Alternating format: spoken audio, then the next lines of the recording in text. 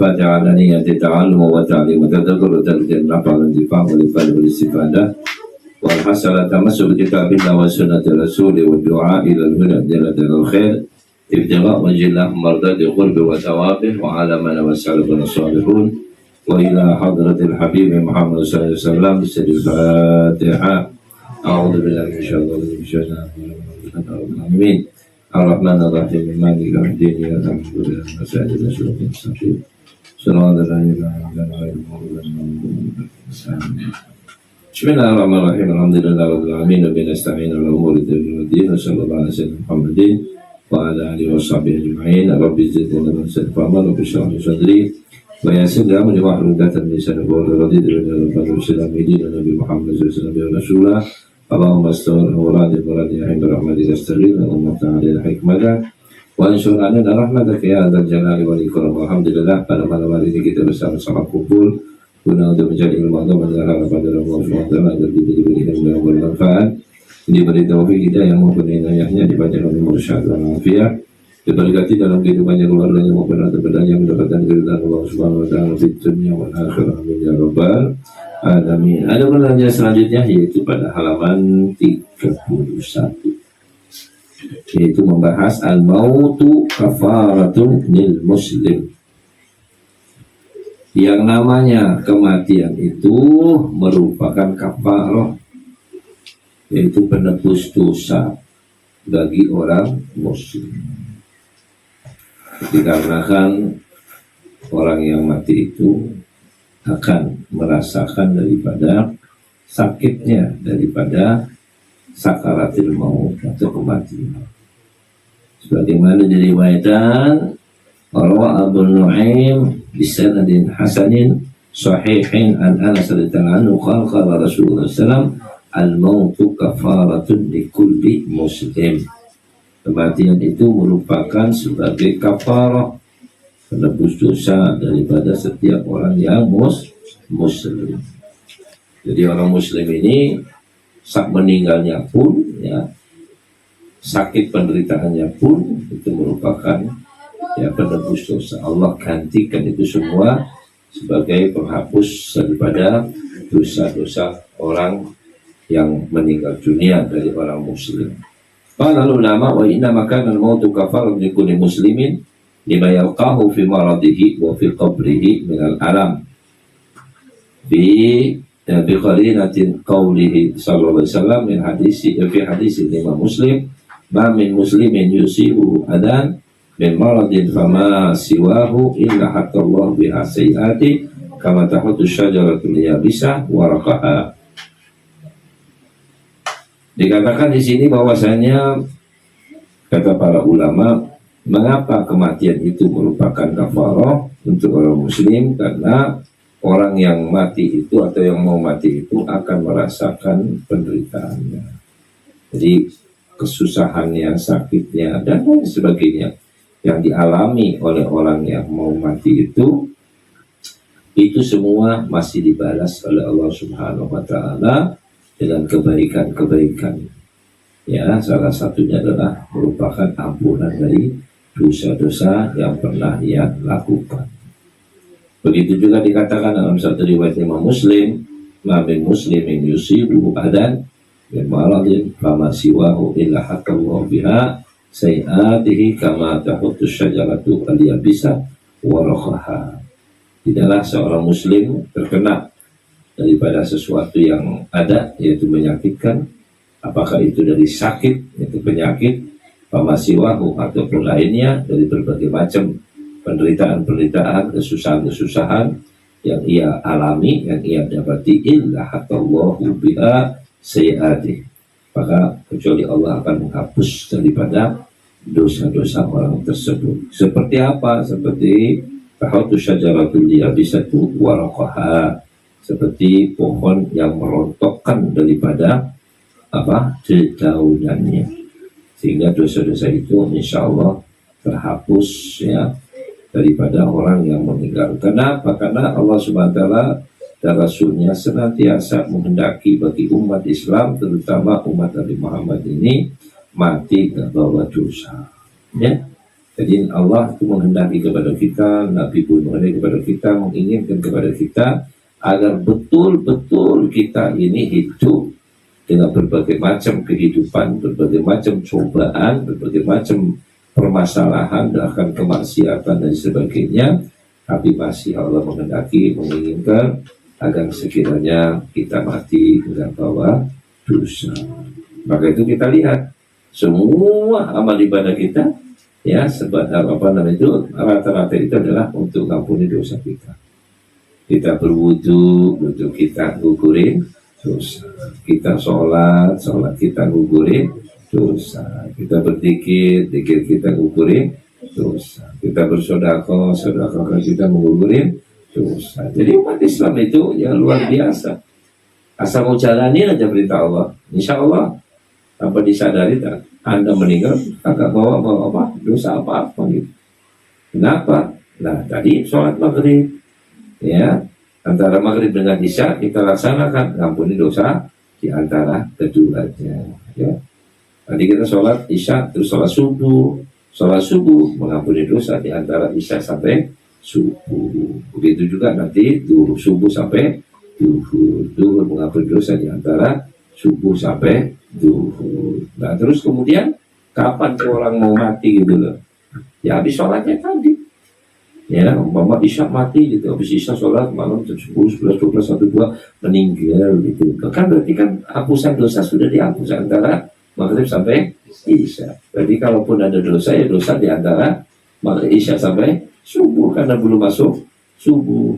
Andai kata di situ masih ada dosa, ya kan, berarti kan insya Allah ya dosa-dosa ya sedikit antara isya sampai subuh doang itu, ya bukan waktu yang lama gitu.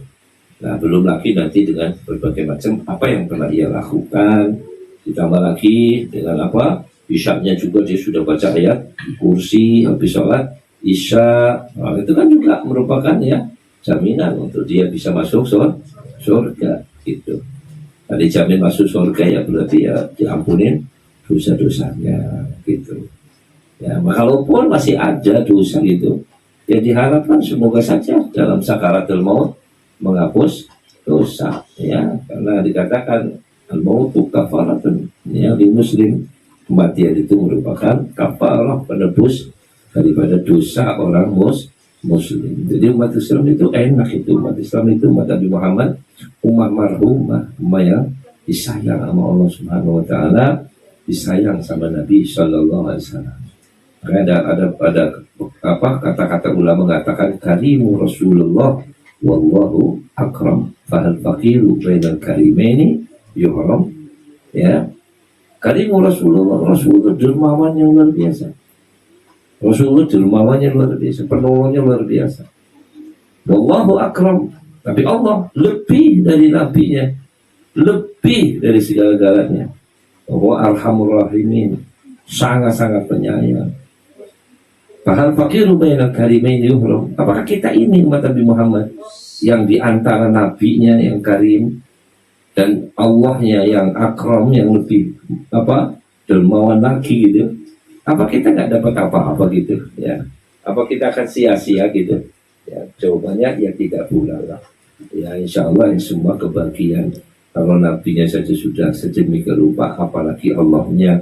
Nah kita di tengah-tengah antara Allah dengan nabinya itu, ya harapan besar lah Allah yang akan ya melihat nabi, nggak lihat kitanya dia. Itulah harapan umat Islam, dan itulah yang diingini, dikehendaki oleh Nabi SAW. Makanya Nabi senantiasa mewanti-wanti sama Allah, ummati ya Allah, umatku. Karena umat Nabi Muhammad ini memang begini, gimana ya, godaannya, cobaannya, masalahnya ya lemah gitu. Umat ini lemah sekali gitu. Digoda sedikit sudah melenceng, di ini sedikit sudah melenceng, ya itulah. Tapi ya kita kalau masih bisa istiqomah jadi umat Nabi Muhammad, kita masih mau baik-baik saja, ya alhamdulillah. Nah disitulah maka harapan lah untuk apa, Allah mengampuni dosa-dosa kita itu, harapan itu besar sekali, ya. Makanya kita lihat bukan cuma kita minta ampun gitu, bahkan kita hadir majelis saja kayak gini, ngangkat kaki, ya turun kaki, ngampunin dosa. Ya, belum itu soal pahala, ini dosa aja ya. Hadir majelis ilmu juga ngampunin dosa dan sebagainya. Nah, dengan harapan itu tadi supaya kita mati, insya Allah nggak bawa dosa. Nah, dikatakan tuba liman mata wa mata ma'ahu dunubuhu. Beruntung orang mati, dosa-dosanya ikut mati, ya. Jadi udah nggak ada lagi itu dosanya, udah nggak nyambung lagi gitu. Nah, ini sangat-sangat beruntung. Apalagi buat orang yang masih kepengen amal ibadah juga bagus gitu, ya. Yang satu diampuni dosanya, yang satu ditingkatkan amal ibadahnya. Maka Imam Ali pernah mengatakan, hab anallaha tajawaza li'asi ama fatahu sawabul muhsinin. Kata Imam Ali, katakan bahwasanya anggap saja deh semua dosanya ente, ya, Allah ampuni. Tapi apakah berarti pahalanya orang-orang yang berbuat baik itu, ya, hilang begitu saja? Ya enggak lah. Kan kadang-kadang orang berkata begini, kalau gitu orang berdosa-dosa segala macam kalau diampuni semua, ya enak dong, ya kan? Ya memang enak, ya. Kalau gitu, ya sudah, buat apa kita beribadah segala macam? Oh, jangan salah. Kalau andai kata Anda punya kesalahan dosa, diampunin semuanya gitu, ya berarti kan ada nol, udah berarti kosong-kosong kan? Nggak punya dosa-dosa. Terus pahalanya di mana? Ya. Nah sebaliknya orang-orang yang berbuat kebaikan, mereka dosanya diampuni, kebaikannya meningkat, kebaikannya banyak, ya. Nah kalau gitu siapa yang beruntung? Ya.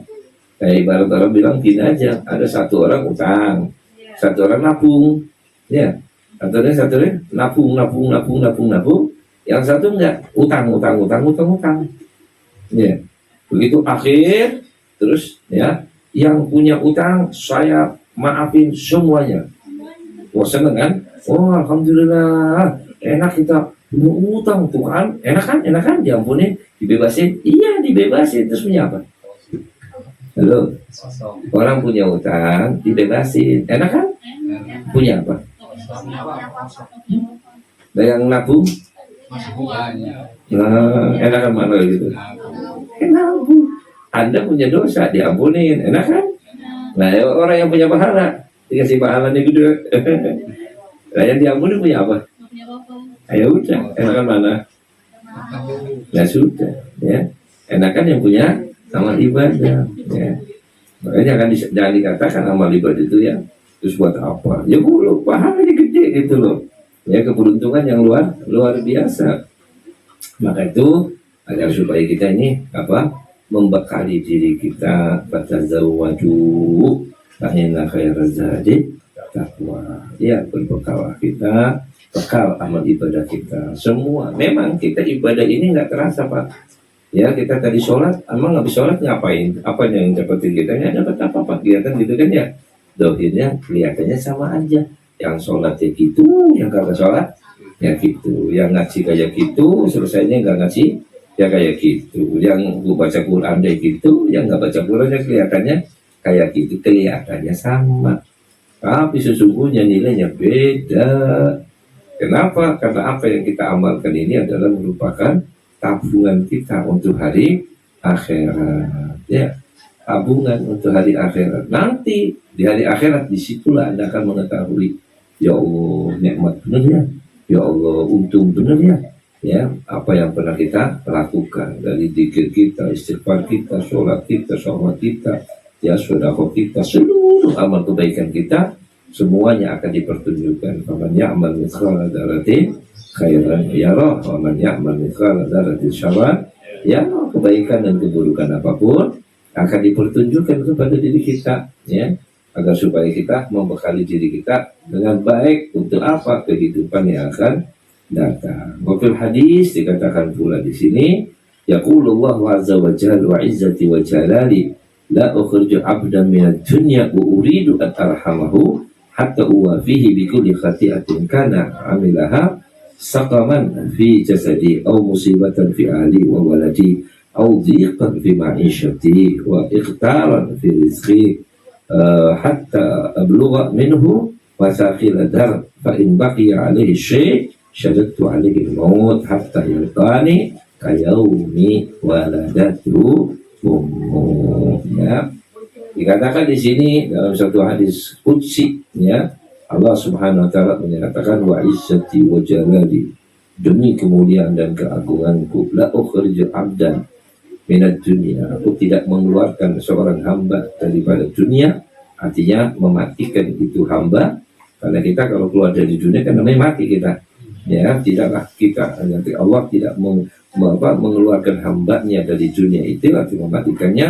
Wa uridu an arhamahu hatta wa fihi, dan aku, kata Allah, ingin memberikan rahmat kepadanya, berarti Allah menyayangi kepadanya, sehingga aku akan memenuhi bikulli khati'atin kana amilaha sakaman fi jasadi. Maka setiap kesalahan, kejelekan, dosa, segala macam yang pernah ia lakukan itu akan digantikan dengan sakaman, yang aku diganti dengan sakit, ya, di dalam jasadnya itu orang, ya. Aduh, badannya sakit, aduh kepalanya puyeng, aduh ini ototnya, aduh dengkulnya udah gini. Makanya kan orang kadang-kadang kan ya tambah tua banyak ya, banyak problem, ya, dengkulnya, kakinya, kepalanya, tangannya, pinggangnya, boyoknya, ya, perutnya, ya wae, ada aja. Kenapa? Ya itu karena Allah sayang sama kita, kepengin ente itu keluar dari dunia tanpa membawa dosa. Tapi Anda tidak bisa atau belum mempunyai atau tidak mampu untuk melakukan amalan-amalan yang menebus dosa tadi. Karena nggak ada amalan yang bisa menebus dosa tadi karena kelemahan kita, ya. Maka apa yang terjadi? Ya udah, solusinya kasih aja penyakit, ya. Kasih aja penyakit. Nah, penyakit itu penebus dosa, ya, untuk ngampunin dosa-dosa tersebut. Jadi sakit ini, ya, hitung-hitung ngilangin dosa, ya, ngapusin dosa-dosa kita, gitu. Itu. Kemudian musibah fi ahli wa waladi, atau kita dikasih cobaan, ya, terhadap siapa? Terhadap keluarga kita. Ya, kita punya bini tukang ngambek, ya, bini kita ngamuk-ngamuk, bini kita ngajak gelut, ya, bini kita ngajak ribut, ya. Ada bikin masalah, kan gitu kan, ya.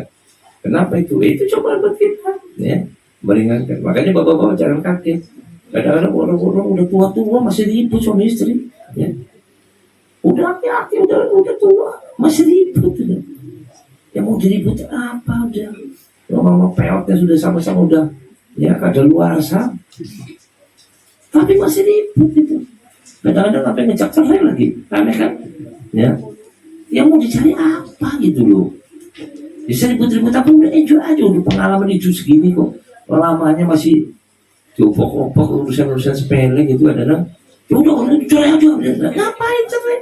Ribut udah biasa, tukaran udah biasa, udah bikin langganan aja, udah, ya, bikin enjoy, ya, istilah katanya ribut lah, nggak sampai batas kebablasan gitu, ya. Tapi aneh itu orang, saya kadang bingung, orang dari dulu, ya Allah, ya, hidup rumah tangga dengan berbagai macam, ya, masalah berbagai macam, tapi dia bisa dijalani dengan baik. Begitu akhir hayat tinggal mati doang, ribut cerai, la ilaha illallah, ya. Bahkan lucu-lucu, ya. Itu Pak, ya, kadang-kadang begitu. Kenapa? Karena ini dicoba. Ya, kita saja ini lakinya, yang perempuannya sabar. Ya, istilah kata mau gelut ya gelut, tapi gak usah sampai bicara cerai gitulah. Ribut lah, gak apa-apa lu. Besok juga damai lagi gitu. Mungkin udah biasa ribut, ya. Gitu. Jadi gak usah sampai kita kebablasan gitu, ya. Gak usah, enggak. Udah dijalanin aja hidup kita ini.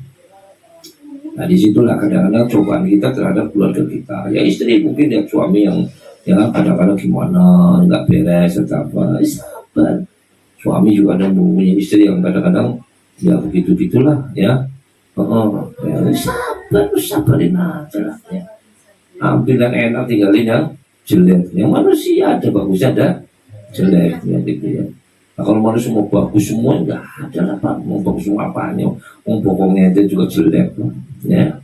Itulah, ambil bagusnya. Coba aja secantik-cantik bini kau, kalau kentut bau, ya. Ini baru kentut loh Pak. Bagaimana beol, lebih bau, lagi jorok lagi kan gitu kan. Tapi kan kita ngadepin bini kan nggak mikirin PO-nya, nggak mikirin ya kencingnya, nggak mikirin kentutnya, nggak mikir, pas biarin aja ya. Kentut ya udah numpang lewat itu aja, PO juga sudah numpang lewat itu. Sebentar sudah ya pakai pampers, sudah buang pampersnya hilang bersih, tinggal dilapin doang ya. Itu jadi ada bina kehidupan itu. Jangan orang minta segala-galanya mulus ya. Punya anak juga sama. Ada anak-anak juga kita bikin dablek, masya Allah ya. Rasanya pengen, kalau tahu nggak pengen punya anak rasanya gitu. Sebetulnya nggak ada masalah, udah enjoy aja. Ya nanti juga hilang sendiri.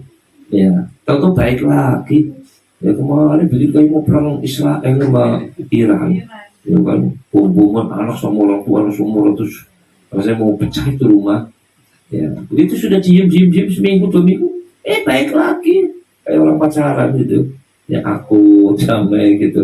Nah begitulah kehidupan manusia ya. Jadi kita hadapi, memang kita coba dengan anak, dicoba dengan istri, atau dicoba dengan suami bagi seorang wanita ya.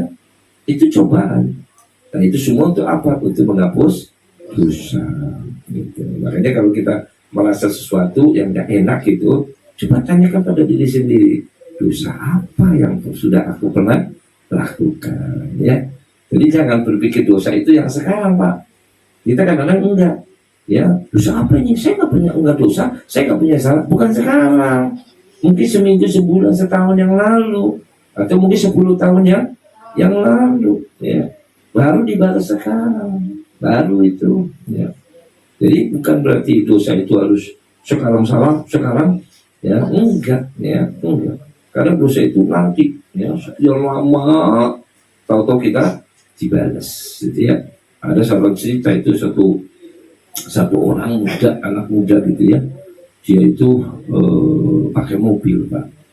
Mobil masih muda-mudahan ya, arogan lah ya, pakai mobil kebut-kebutan segala macam di negeri Arab itu. Nah kemudian ada kalau nggak salah anjing itu bawa sama anak-anaknya, anak-anak anjing itu ya, anjing itu lagi berjalan diikutin anak-anak anjing gitu di jalanan gitu. Terus ini orang bawa mobil, bilang sama temannya, nih gue sikat di anak anjing ini lihatin ya, gue sikat, mau ditabrak itu. Bener, Pak ya. Anjing nggak tahu, dia udah jalan di pinggir jalan, bukan di tengah-tengah gitu. Nah ini jalan di tengah-tengah, tahu ngambil ke pinggir, langsung jedar, kena satu anak anjing, jedar, mati, Pak ya. Yang anjingnya ya ngeliatin gitu, yang emaknya ya jerit-jerit tuh liatin anaknya mati, bayangin ya. Ini terbawa-bawa gitu ya, karena anak remaja biasa merasa sukses gitu. Cool, dia tuh cool. Orang nabrak anak anjing udah bilang cool ya, udah dia pergi dah ya. Nggak lama kemudian ya, nah dia sholat Jumat itu dengar khotib bahwa semua kejahatan yang kamu lakukan pasti Allah akan membalasnya. Kepikiran tuh, Pak. Ingat dulu dia pernah nabrak anak anjing tadi di jalan. Saking kepikirannya, begitu dia sudah menikah, dia punya anak, anaknya sekolah, anggaplah masih SD waktu itu. Itu anak itu dituntun sama bapaknya itu, ya, dituntun itu kalau mau sekolah dijaga, karena nyebrang jalan dijaga yang luar biasa. Gak bakalan itu nyebrang tanpa ya dikawal oleh bapaknya, betul-betul kosong jalannya, baru dia nyebrang. Itu bertahun-tahun ya, dikawal. Karena apa? Ingat, takut barangkali seperti dulu saya pernah nabrak anak anjing, maka anak saya yang akan tabrak gitu. Benar, Pak. Ini anak udah bertahun-tahun dituntut aman-aman saja. Suatu ketika subhanallah katanya, itu yang namanya saya udah lihat kanan kiri, lihat nggak ada mobil, nggak ada apa. Kok anak saya yang bisa saya gandeng, kok bisa lepas dari tangan gitu loh. Ya, jalan lebih duluan di depan saya, hanya beberapa meter. Begitu jalan duluan, ada mobil tanpa terlihat. Kita tadi udah lihat nggak ada mobil, nggak ada apa. Tahu-tahu ada mobil dan anak saya ditabrak di depan mata kepala saya sendiri, kata si orang tadi. Ya, mati terkapar. Ingat ya Allah, kamu tadi sudah seperti kamu berbuat, kamu akan dibalas. Ya, itu. Tapi kalau itu kan anjing, apa urusan dengan manusia? Oh, anjing itu makhluknya Allah. Anjing juga bisa bicara sama Allah, bisa mengeluh sama Allah, bisa mengadu kepada Allah. Ya, makanya hati-hati. Ini makhluk loh, mengadu sama Allah yang sifatnya anjing. Bagaimana dengan manusia? Ya, bagaimana dengan orang Muslim? Ya, lihatin aja kemarin di mana Israel, ya, membumi Palestina segala macam, Gaza habis-habisnya tertawa terbahak-bahak, warga Aceh pada sorak-sorak, ya, merasa bangga anak-anak apa namanya itu, Gaza terbunuh, wanitanya dibunuh, masa buruh, senang mereka, bahagia, bangga, sukses, lihat bom jatuh ke Gaza, mereka bersorak-sorak di TV, dianggapnya negeri kita negeri hebat, gitu kan, bisa mengganyang orang-orang Gaza, habisin Gaza. Sekarang dihajar sama Iran. Akhirnya please Iran, kita nggak tahu please itu artinya apa, saya juga nggak tahu, tidak mau ngomong gitu doang. Saya kira pipis ya, berhenti sudah cukup, kami kalah, kami ngapain kalah, ya. Tapi apa yang terjadi? Orang Gaza ngelihat, wah, tertawa terwawa, syukurin, mampus lo, ya kan? Itu Pak. Kemarin rumah sakit dibomin, masa bodoh, nggak boleh, kata dunia, kata nggak bisa, itu di situ di dalam itu di bawahnya sarang daripada teroris, sarang daripada Hamas, sarang daripada yang pejuang-pejuang Palestina, kita bom, masa bodoh, nggak ada pejuang, nggak ada. Mana ada mereka mau berteduh di situ? Nggak mau mengorbankan ya rumah sakit, pasien dan sebagainya. Wow, Israel dengan dalil argumentasinya, pokoknya di situ ada sarangnya. Sekarang apa yang terjadi? Iran pun ngebom daripada rumah sakitnya. Mereka teriak, bagaimana ini? Melanggar aturan, melanggar. Dan melanggar gimana? Lo sendiri gimana lo? Melanggar apa kagak tuh lo? Ya. Kalau lo yang jalannya bebas gitu ya, bikin alasan gitu, yang lain nggak boleh gitu. Tapi dunia sudah nggak mau tahu. Allah, lo aja gitu, jangan salahin ya. Nah, begitulah ya kekuasaan Allah Subhanahu wa Ta'ala. Jadi kalau Allah mau menghancurkan, bisa saja ya. Udah dari Yaman juga mau menyerang, dari ini juga bisa menyerang. Ya, mereka menganggap bahwa aerodrom dia punya penakis yang buah kanan bisa tembus dan lain sebagainya. Alah, jebol juga ya. Akhirnya sekarang kelihatan ya cemen, ternyata omong-omong doang ya nggak beda sama kita orang omong-omong ya. Sama omong-omong sini omong-omong bodoh aja Pak. Ternyata manusia tidak sempurna, nggak ada itu yang namanya kekuatan mutlak, yang namanya ya nggak ada jaminan mutlak, itu nggak ada Pak.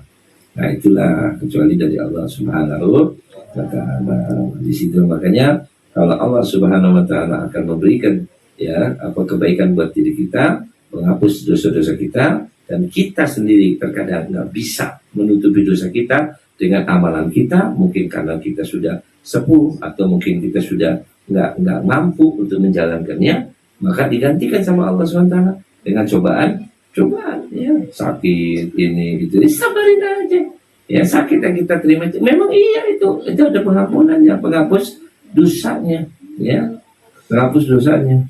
Ditambah lagi juga mungkin kadang-kadang cobaan-cobaan terhadap rumah tangga kita ya, karena kadang istri kita bikin masalah, atau mungkin buat istri yang punya suami bikin masalah ya, cobaan buat kita ya, penghapus dosa kita kalau kita punya dosa. Kalau kita nggak punya dosa, ya itu penambahan amal ibadah. Sabar itu juga pahala ya. Begitu juga terhadap anak-anak kita ya. Kadang anak kita gedein, kita sayangin, kita pikirin ya, maunya sesuatu kita larang, malah ngelawan sama orang tua habis-habisan ya. Dianggap orang tua itu gimana jahatnya, dianggap orang tua itu gimana musuhnya, dianggap orang tua itu gimana ya. Sehingga seakan-akan anak itu ya merasa diri yang benar, dia orang tua sayang sama anak, tapi mau bilang apa ya, anaknya sendiri menganggap dirinya yang benar, dia ini Bahkan maaf, kadang sampai orang tua jantung musuh, ya, dianggapnya jahat, dianggapnya semacam-macam lah, ya. Nah, itu apa? Itu cobaan, ya. Apakah itu memang untuk hapus dosa, atau juga mungkin bisa ngangkat derajat seseorang. Kemudian juga dicoba lagi dengan berbagai ya cobaan. Apa dikatakan audiqan fi ma'isyatihi, ya, atau juga dipersulit di dalam apa ekonominya, ya. Kita kerja susah-susah juga, ya, ini susah merusak, pokoknya masalah ya ekonomi ini repot benar itu. Kebutuhan hidup kita ini ya menjadi masalah lah. Artinya mungkin gimana kerjaannya, masalah ininya, masalah itu, kok begini ya. Nah, atau juga di dalam apa itu juga dikatakan di sini wa iqtara bi rizqi, ya, atau juga rezekinya jadi apa? Selapak, ya. Rezeki yang biasanya kita ya dapat sekian, ini sekarang malah turun drastis gitu ya. Seakan-akan ini apa? Gimana gitu, seakan-akan ini masih bisa bertahan nggak ini kita itu? Misalkan bertahan gitu ya. Nah, sepertinya semua itu rezekinya itu urusan Allah, bukan urusan kita orang, ya. Nggak ada, cuma ini cobaan aja buat kita orang, cobaan aja. Tinggal kita jalani, kita sabarin, insya Allah kita akan bahagia, kita akan senang gitu. Apalagi masalah rezeki segala macam, karena setan itu paling jitu itu mengganggu manusia melalui apa? Melalui rezeki, ya. Coba asyaitan ya'idukumul faqra wa ya'murukum bil fahsya. Setan itu senantiasa menjanjikan kamu atau menakut-nakuti kamu, yaitu dengan apa? Dengan al-faqr, yaitu kemelaran. Ya, kita umpama besok kita mau kerja nih, aduh ternyata saya lagi sakit, termasuk besok nggak bisa kerja, aduh gimana ya penghasilan saya, kan gitu kan ya, terlintas itu, bagaimana penghasilan saya, berarti kurang penghasilan saya, bagaimana ini ya saya, nah itu kan, ya, setan itu nakut-nakutin, ya, terus habis itu udah takutin, ngajurin lagi, nyuruh kita berbuat apa, perbuatan yang kecil, ya, suruh nyuri kek, suruh nipu kek, suruh ini kek, ya suruh berbuat jahat kek, ada saja. Setan nyuruh kita. Terus kok daripada kayak gini, kita kan nggak ada rezekinya. Ya kan kurang. Kalau nggak kayak gini, kita dapat apa? Kita bisa ambil aja. Kok nggak tahu kok. Ini aja. Kalau ini tuh nggak bakal tahu. Ambil aja. Diem aja. Yang penting kan kita kebutuhannya tercukupi kan. Kan bagaimanapun juga, yang namanya terus saja itu bisikan setan, ya. Sudah kita ditakut-takutin, terus kita disuruh berbuat perbuatan yang kecil, perbuatan yang nggak baik, perbuatan yang nggak benar, ya. Nah, melakukan seperti itu. Nah, kemudian juga dikatakan pula di sini, ya, hatta ya ablugha minhu masaqil dar fa in baqiya alaihi syai' syadidtu alaihi, ya, al-maut hatta yalqani kayawm waladat ummu. Kemudian kalaupun itu ya masih ada juga gitu, kita akan terus sampai sedebu pun itu dosa kita biar hapus. Kalau masih ada sekalipun sedebu itu kita punya dosa gitu, ya, maka apa di sini syadadtu alaihi al-mauta, ya, hatta yalqani kayawm waladat ummu, sampai akan aku persulit kematiannya dia, akan berikan aku penderitaan dalam kematian dia sakaratul maut itu, sehingga apa? Sehingga betul-betul ini orang itu mati dalam keadaan suci, bersih, seperti anak yang baru dilahirkan oleh ibu, ya. Itu yang Allah inginkan kepada umat Nabi Muhammad, ya. Jika umat Nabi Muhammad ini tahu mati sudah kosong, sudah bersih gitu dari dosa-dosa itu sendiri. Ini yang paling pokok adalah dosa, ya. Karena yang bikin kesengsaraan kita ini dosa. Makanya kita dianjurkan untuk jangan berbuat dosa. Cepat-cepat kalau buat dosa, ayo kita cari ampun, kita cari istighfar, kita berbuat hasanah, berbuat kebaikan-kebaikan untuk menutupi dari dosa-dosa tersebut, yang bisa mengalahkan dosa tersebut itu. Biar kita itu mati sudah nggak bawa dosa apapun juga, ya. Qala ulama hadza bi khilafil muslim alladhi la yuhibbuhu Allah azza wa jalla bi qarinihi hadis. Nah, beda lagi katanya, kata ulama. Kalau ada orang ya yang Allah tidak sukai padanya, tuh, yang Allah nggak sukai padanya, maka Allah mengatakan kepada orang tersebut, wa izzati wa jalali la ukhriju 'abdan min ad-dunya uridu an u'adzibahu hatta uwafihi bi kulli hasanatin 'amilaha syahatan fi jasadi wa sa'atan fi rizqi wa raghadan fi 'aishi wa amnan fi sarbi hatta ablugha minhu masakhil ad-dar fa in baqiya syai' hawantu 'alaihi al-maut hatta yuqbatu ilayya wa laysa lahu hasanatun wahidah yattaqi biha an-nar. Tapi kalau Allah nggak senang sama seorang hambanya gitu, maka Allah pun bersumpah dengan kebesaran Allah, kemuliaan Allah, la ukhrij 'abdan min ad-dunya uridu an u'adzibahu, tidaklah aku keluarkan hamba itu arti mati ya dari dunia ini, keluar dari dunia ini, kecuali aku ingin menyiksa hamba tersebut karena perbuatan yang nggak benar yang ia lakukan. Wa fihi bi kulli hasan 'amilaha sya'ata bi jasadi. Maka seluruh kebaikan dunia ini, seluruh kebaikan yang pernah ia lakukan di dunia ini, Allah akan balas buat orang itu. Kebaikan di dunia ini dikasih sama Allah. Dengan apa Allah berikan kepada mereka? Dia maling, dia orang jahat, dia orang tak benar. Ya, tapi kok orangnya kok ya sehat walafiat, makmur, bahagia di dunia ini. Kenapa? Kata Allah SWT, akan kuberikan kepadanya. Ya, apa di sini? Wa bi kulli hasanati amilha syahatan fi jasadi. Akan kuberikan kesehatan buat itu orang. Ya, itu orang yang jahat, penipu, dolim, segala macam. Tapi sehat walafiat. Ya, karena dia punya kebaikan. Bukan berarti jelek semua. Kebaikan yang pernah ia lakukan dibalas sama Allah di dunia. Bukan kejelekannya, kebaikannya. Diberi gantinya kebaikan yang dulu pernah ia berbuat baik, diberi sehat walafiat dalam badannya itu orang, ya, wasa'atan fi rizqi, rizkinya dilapangkan sama Allah. Makanya kadang-kadang kita lihat ya, orang koruptor, orang ini ya, orang jahat, orang maksiat, tapi rizkinya makmur ya, badannya sehat walafiat, hidupnya bahagia, ya, anak-anaknya baik-baik, rumah tangganya ya sejahtera. Kok bisa itu? Sedangkan ini orang, masya Allah, jagonya maksiat. Ya, kenapa sedemikian rupa? Ya, kata Allah, aku balas kebaikan-kebaikannya dan aku berikan itu semuanya. Beri sehat walafiat, dilapangkan daripada rezekinya, ya. Kemudian juga kehidupannya juga bahagia, ya, aman dari segala macam malapetaka dan musibah, ya. Sampai apa? Sampai kebaikan yang pernah ia lakukan semuanya sudah dibalas di dunia. Dunia dibalas. Sampai dikatakan fa'in baqiya syai' hawatu alil maut ya hatta yuqbadu ilaihi. Kemudian sampai kalaupun katanya dia masih punya kebaikan dan dia tinggal mati gitu, matinya kuringankan, matinya ku gampangin, biar enak matinya. Kenapa? Supaya berarti kebaikan semua sudah dibalas.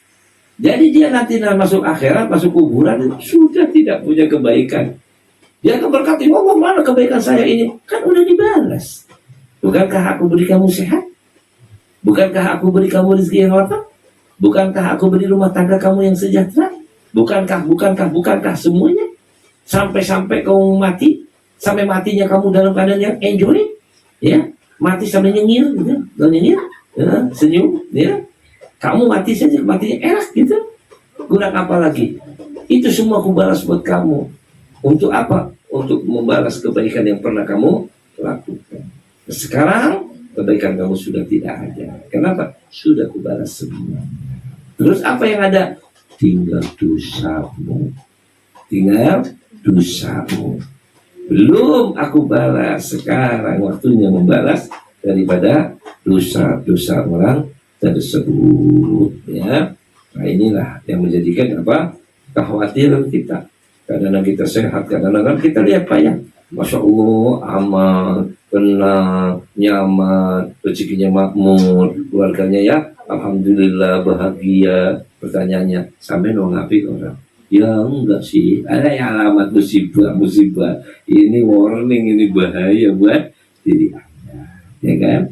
Tapi sebaliknya kadang-kadang orangnya soleh, ibadahnya baik, suka sodako, ya kan ya? Ini tapi kok saya kasihannya miskin ya, masih banyak kekurangannya.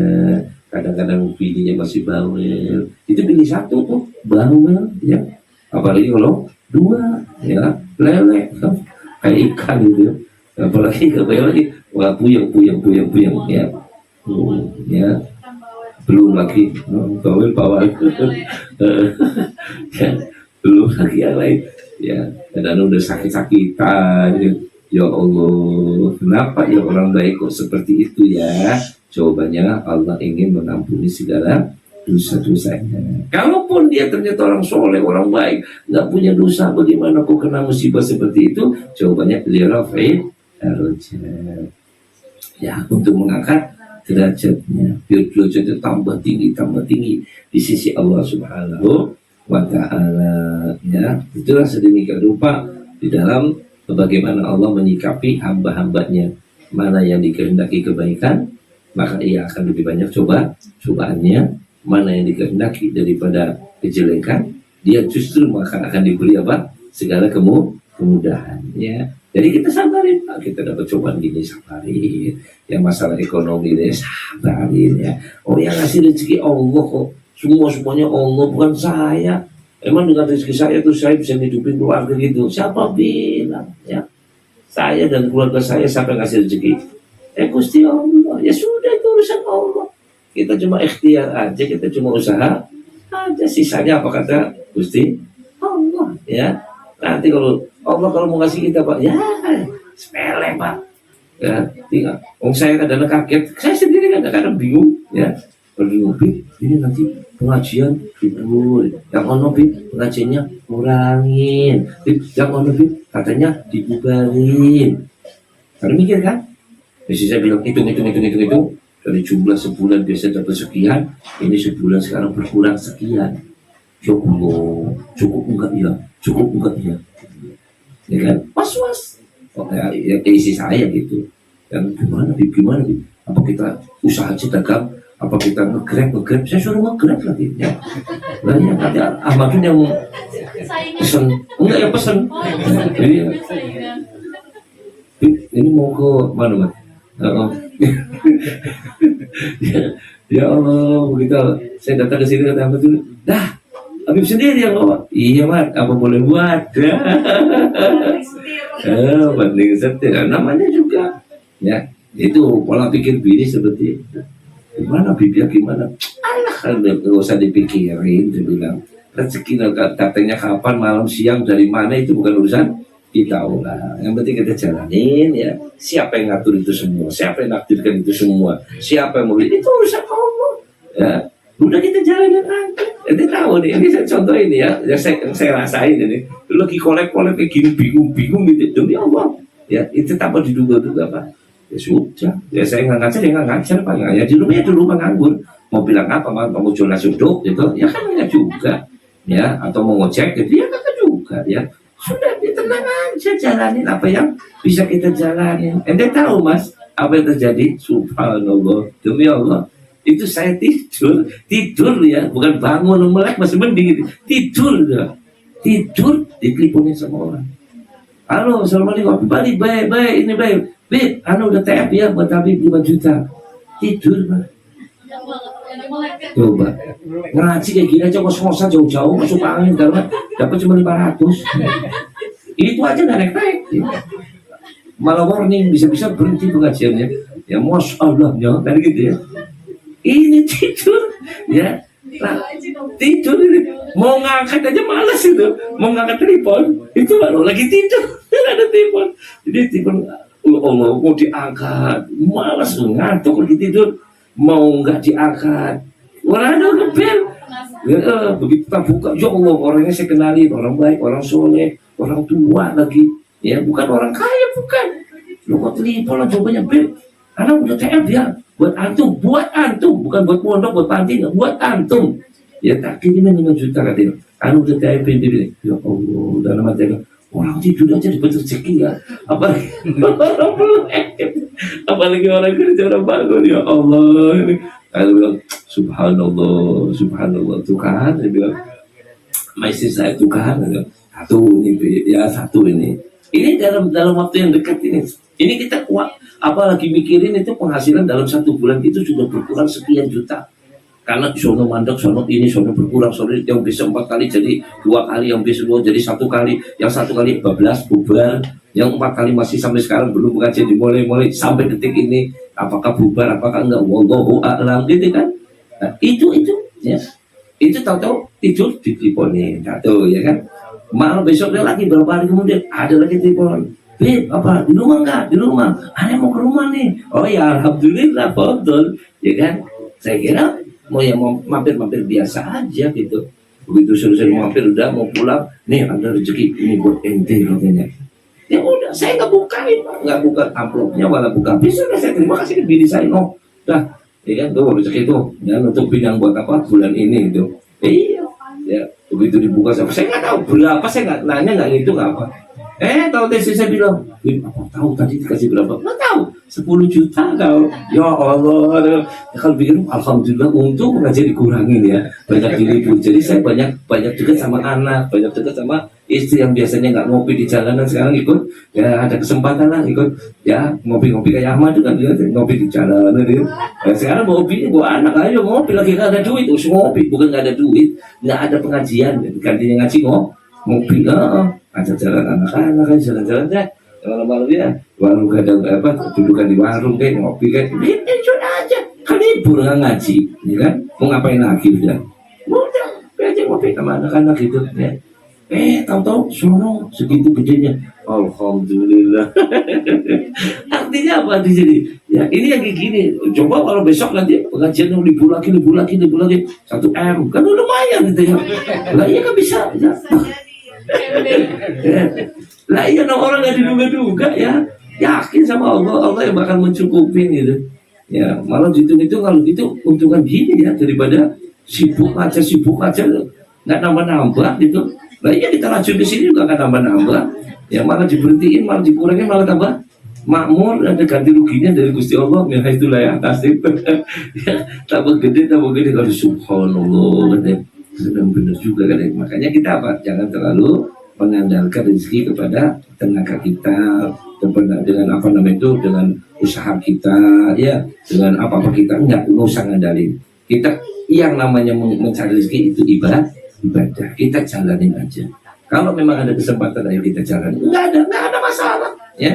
Rezeki nanti akan datang sendiri. Caranya itu caranya Allah, bukan caranya kita orang ya.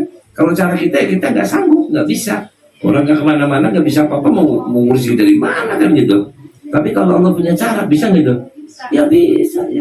Nggak usah kita datang, nggak usah dia datang. TF cukup. Itu udah nyampe. Ya udah nggak usah pusing-pusing gitu. Nah itulah yang namanya rezeki merah itu layak atasi. Ya yang penting kita kembali kepada Allah, nggak usah kita terlalu berlebihan. Yang namanya kerja, usaha segala macam itu namanya ibadah ya. Jangan kita merasa galau berlebihan. Kalau nggak gini, kalau nanti mau makan apa nyatanya sampai sekarang itu juga masih urip ya. Dulu juga pernah ini kan, dulu kita juga pernah ngalamin kan, ya sudah ngalamin juga masih urip sampai sekarang, masih makan, masih minum, malah tambah gemuk ya kan. Nah ini malah sekarang mau jadi pusing gitu. Ada fenomenanya, ada hari ini begini, ada besok begini ya. Kalau tanya apakah Amadou pernah nganggur? Pernah nganggur ya. Jadi buronan aja pernah, kok lagi nganggur ya. Iya, tapi masih hidup ya. Malah bosnya udah pada mati. Ada pensiun. Malah sekarang kita lihat dia malah nganggur gitu ya. Cuma ngomong sama burung doang gitu. Ya, miara burung dia aja sih bos-bosnya mungkin. Dia masih enjoy, masih jalan, masih ya. Itu Pak. Jadi begitulah kehidupan manusia. Nggak usah dia berlebihan di dalam menangani rezeki tersebut ya. Jalanin aja segala sesuatunya. Rezeki yang ngatur adalah Allah Subhanahu wa ta'ala. Yang penting satu, kita perbaiki diri kita agar supaya kita hidup dengan baik. Artinya hubungan kita sama Allah. Itu aja ya. Kalau kita perlu sesuatu minta sama Allah. Sampai Nabi pernah ngajarkan kepada sepupunya Abdullah bin Abbas kalau tidak salah. Itu Abdullah bin Abbas masih kecil itu. Nabi mengatakan kepada sepupunya, dibonceng waktu Nabi kayak pakai unta atau pakai kuda gitu, itu dibonceng di belakangnya. Terus Nabi ngomong sama dia, kata ya ulam itu anak kecil dibonceng gitu. Ya itu sepupu Nabi karena dia Abdullah bin Abbas itu paman Nabi. Nabi mengatakan ya ulam, u'allimuka kalimatin. Coba lihatin, Nabi ngajari sama anak kecil, bukan yang gede-gede nih. Yang kecil masih ibarat mungkin ya 8, 9, 10 tahunan gitulah ya, dibonceng Nabi pakai kuda atau pakai unta gitu. Terus Nabi ngomong sama dia, ngajarin ya ulam wa'allimuka kalimatin, aku mau anak kecil, aku ajari buat kamu beberapa kalimat ya, beberapa kata saja aku ajarkan kepada kamu. Artinya perhatikan ya, dengerin, amalin ya. Wa'alimuka kalimatin ihfadillaha yahfaduka, ihfadillaha tajid tujahaka, wa idha sa'anta fas'alillah, wa idha sta'anta fasta'in billah, wa'alam annal ummata yanistama'at ala an yanfa'uka bisyai'in lam yanfa'uka illa bisyai'in qad kataballahu laka, wala in ijtama'at ala an yadurruka bisyai'in lam yadurruka illa bisyai'in qad kataballahu alaih, rufi'atil aqlam wa juffatis suhuf. Jadi sampai situ Nabi nasihat, tapi isinya luar biasa. Apa kata Nabi terjemahannya? Ya ulam, hai anak kecil, u'allimuka kalimatin, akan kuberikan pelajaran buat kamu, akan kuajarkan kepada kamu beberapa kalimat, beberapa kata-kata ini kusampaikan kepada kamu. Artinya perhatikan baik-baik dan amalin. Ihfadillaha yahfaduka, jagalah Allah, Allah akan menjaga kamu. Arti kata jagalah Allah artinya semua perintahnya kau jalani, larangannya kau tinggalin. Kau menjaga itu perintah Allah, menjaga itu larangannya, maka Allah akan menjaga kamu. Ihfadillaha yahfaduka, ihfadillaha tajid tujahaka, jagalah Allah, arti jalani itu perintah, tinggalkan larangannya. Tajid tujahaka, kamu akan mendapati Allah ada di hadapan kamu, ada di hadapan kamu. Kemana kamu pergi, di situ ada Allah Subhanahu wa ta'ala. Terus wa idza sa'alta fas'alillah, kalau kau minta, boleh minta sama Allah aja, jangan ngarep-ngarep sama siapapun juga. Wa idza sta'anta fasta'in billah, kalau kau minta tolong cuma sama Allah aja, jangan minta tolong kepada siapa-siapa, minta tolong sama Allah aja. Terus Nabi mengatakan wa'alam, ketahuilah annal ummata ijtama'at ala an yanfa'uka bisyai'in, ketahuilah andai kata seluruh umat manusia ini semuanya sepakat memberikan kebaikan kepada kamu, memberi kebaikan, menolong kamu, itu mengasih ya, mengatakan kepada law ijtama'at ala an yanfa'uka bisyai'in lam yanfa'uka illa bisyai'in qad kataballahu lak, maka tidak akan memberi manfaat kepada kamu apapun sama sekali kecuali apa yang sudah Allah tentukan buat kamu. Wala in istama'at ala an yadurruka bisyai'in lam yadurruka illa bisyai'in qad kataballahu alaik. Dan sebaliknya, kalau mereka sepakat makar ingin mencelakakan kamu, kamu tidak akan tercelaka kecuali apa yang sudah Allah tentukan buat diri kamu. Ya. Terus rufi'atil aqlam, pena takdir kamu telah diangkat. Pena yang buat nulis takdir kamu itu sudah diangkat. Wa juffatis suhuf, dan juga buku atau tulisan yang sudah dipakai menulis nasib kamu sudah mengering, artinya nggak bisa dihapus ya. Jadi nasib kita sudah ditentuin, nggak kemana. Kalau kita tinggal apa? Tinggal satu, kata Nabi SAW, ihfadillah ya, yahfaduka, jagalah Allah, Allah pasti akan menjaga kamu. Yang namanya menjaga Allah maksudnya apa? Jalani perintahnya, tinggali larangannya. Sisanya kembalikan kepada Allah. Allah yang akan ngatur kita. Nggak usah kita galau, nggak usah kita bingung. Fenomena apapun yang kita hadapi, fa in tawallaw faqul hasbiyallahu la ilaha illa huwa alaihi tawakkaltu wa huwa rabbul arsyil azim. Pasrahkan kepada Allah Subhanahu wa taala. Wa man yatawakkal 'ala Allah fa huwa hasbuh, innallaha balighu amri qad ja'alallahu likulli syai'in qadra. Semua itu sudah Allah jadikan ada batas-batasnya. Enggak bakal melampaui batas kamu. La yukallifullahu nafsan illa wus'aha. Allah enggak bakal memerintahkan kepada kita, memaksa kepada kita, menguji kepada kita yang melebihi dari batas kemampuan kita orang.